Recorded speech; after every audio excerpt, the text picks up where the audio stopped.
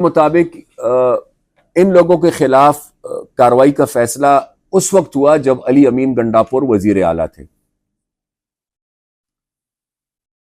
और अगर आपको याद हो तो उससे पहले बाजौड़ के कुछ इलाकों को खाली करा गया था। बाजौड़ में काफी बड़ी तादाद में लोगों की नकल मकानी हुई थी और वहां पर भी ऑपरेशंस हुए थे। मेरी इतलात के मुताबिक शायद प्लान यह था कि बाजौड़ के बाद तिरा में कार्रवाई होगी और उसके लिए सूबाई हुकूमत और सिक्योरिटी फोर्सेस ने अपनी मशावरत मुकम्मल की थी। बीच में मुश्किल यह पैदा होगी कि अली अमीन साहब रुखसत हो गए और एक नए वजीर आला साहब आ गए। अली अमीन साहब जब वजीर आला थे तो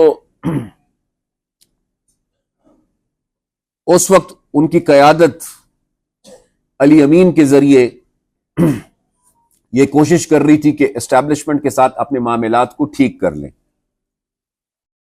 एक अंडरस्टैंडिंग डेवलप हो जाए। उसी अंडरस्टैंडिंग के नतीजे में फिर बुशरा बीबी की जमानत भी हुई, लेकिन शायद जो अंडरस्टैंडिंग थी वो ये थी कि वो अपने घर तक महदूद रहेगी और बाद में फिर वो घर तक महदूद नहीं रही और उन्होंने, आपको याद होगा, एक एहतजाजी रैली को लीड किया जो फिर इस्लामाबाद गए और वो सब के सामने है। तो उसके बाद फिर मेरे ख्याल से मुश्किल यह पैदा होगी कि अली अमीन बीच में फंस गया बेचारा। एक तरफ उसकी अपनी पार्टी, उसकी अपनी क़यादत इमरान खान, और दूसरी तरफ एस्टैब्लिशमेंट। जब पार्टी को यह एहसास हुआ मेरे ख्याल से, और जब क़यादत को यह एहसास हुआ कि अली अमीन अंडरस्टैंडिंग पैदा करने में नाकाम रहे हैं, तो उसके बाद मेरे ख्याल से यह फैसला हुआ कि अली अमीन को हटाना है। और अली अमीन को हटाया गया और एक दूसरे वजीर आला को लाया गया है। और दूसरे वजीर आला को मफाहमत के लिए नहीं लाया गया, बल्कि दूसरे वजीर आला को टकराव के लिए लाया गया, प्रेशर बिल्डअप करने के लिए लाया गया।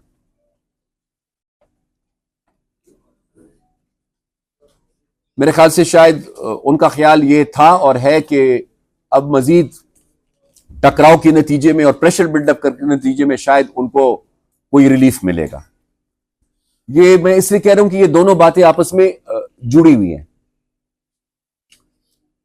तिरा ऑपरेशन और पीटीआई के एस्टैब्लिशमेंट के साथ जो व्हीलिंग डीलिंग चल रही थी, ये आपस में जुड़े हुए हैं।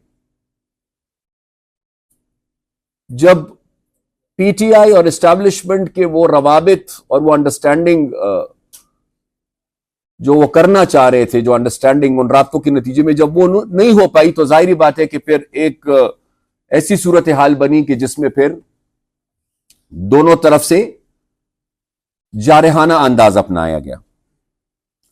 और उसके नतीजे में क्या हुआ कि तिरा में दहशतगर्दों के खिलाफ जो कार्रवाई होने जा रही थी,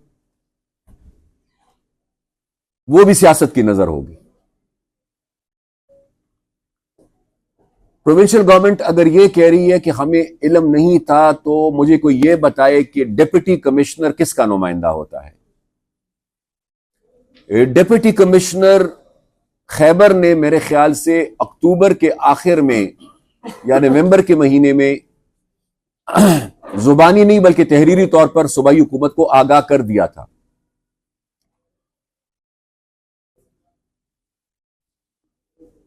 मेरे ख्याल से जो लोग नकल मकानी कर रहे हैं वो बेहतर बता सकेंगे कि वो अपनी मर्जी से, मौसम की वजह से ये नकल मकानी कर रहे हैं या वो मजबूर होकर ये नकल मकानी कर रहे हैं।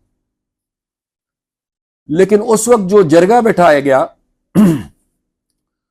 वो अली अमीन साहब की हुकूमत थी, और जो जरगा बैठा था वो उस वक्त की सूबाई हुकूमत की मशावरत के साथ बैठा था और सब कुछ मशावरत से किया जा रहा था।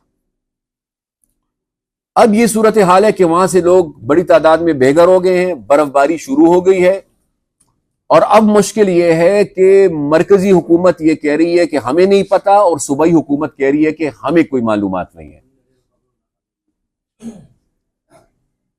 अब इससे ज्यादा बदकिस्मती और क्या हो सकती है कि हजारों की तादाद में लोग अपने घरों को छोड़कर निकल रहे हैं और हुकूमत को खबर ही नहीं है।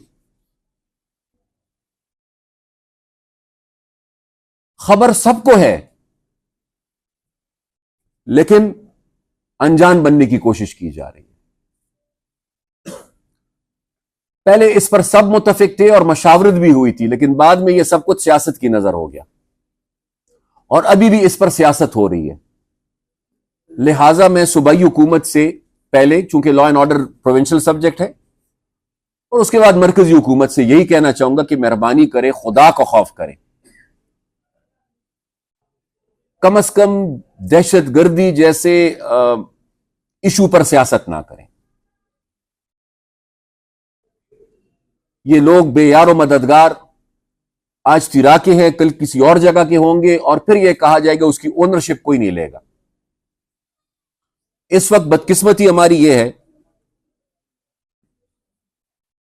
कि दहशतगर्दी के हवाले से ओनरशिप कोई नहीं ले रहा, कोई बयानिया मुतफिका नहीं है, कोई प्लान, कोई स्ट्रेटजी नहीं है। और जब प्लान नहीं होगा, स्ट्रेटजी नहीं होगी, तो उस पर अमल दरामद क्या होगा। और आखिर में इसको सम अप करते हुए इस सवाल को मैं इतना ही कहूंगा कि बदकिस्मती से ये जो कुछ भी हो रहा है, इससे पाकिस्तान का नुकसान हो रहा है, इससे पुख्तनख्वा का नुकसान हो रहा है, इससे रियासत भी कमजोर हो रही है, इससे हुकूमतें भी कमजोर हो रही हैं, हुकूमत की रेट खत्म हो रही है, और दूसरी तरफ दहशतगर्द दिन ब दिन मजबूत से मजबूत होते जा रहे हैं।